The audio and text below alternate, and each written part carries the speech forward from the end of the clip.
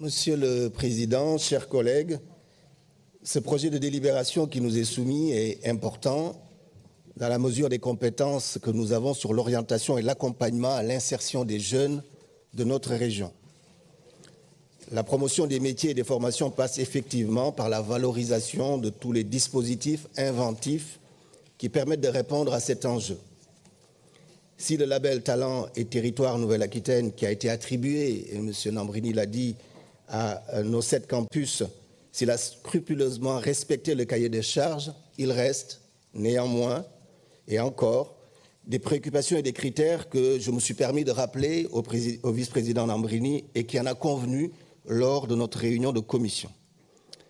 En effet, dans ce cahier des charges, la valorisation de la promotion sociale, la réponse aux besoins de compétences et de qualification de nos territoires, la transition énergétique et écologique, la coopération entre acteurs économiques, la lutte contre les discriminations, le développement économique et le renforcement des établissements de formation situés dans les territoires fragiles, vous l'avez rappelé à l'instant, M. Nambrini, ne peuvent que satisfaire les objectifs communs que nous partageons.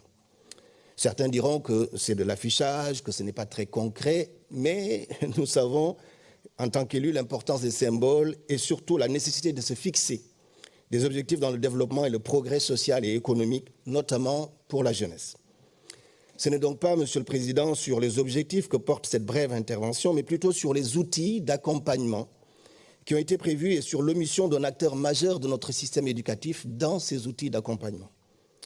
En effet, pour atteindre ces vertueux objectifs, des leviers importants permettent de piloter ces instances de gouvernance et le vice-président Nambrini l'a rappelé, en associant des élus et des acteurs techniques pour définir un plan d'action de 3 ans, comme il l'a très bien rappelé.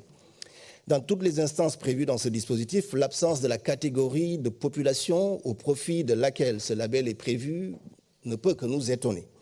Nulle part, en effet, ne figurent les jeunes, élèves et étudiants dont les libertés fondamentales d'avoir accès à une information complète, objective, compréhensible et fiable sur toutes leurs questions et besoins ne semblent avoir été prises en compte, suffisamment prises en compte.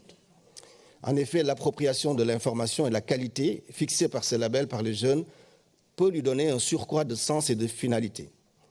Pour finir, Monsieur le Président, nous voterons cependant cette délibération en espérant, comme a semblé en convenir le vice-président Nambrini, une évolution de sa gouvernance, de la gouvernance de ce label en faveur de l'inclusion des jeunes, véritables acteurs des outils qui ont vocation à répondre à leurs besoins.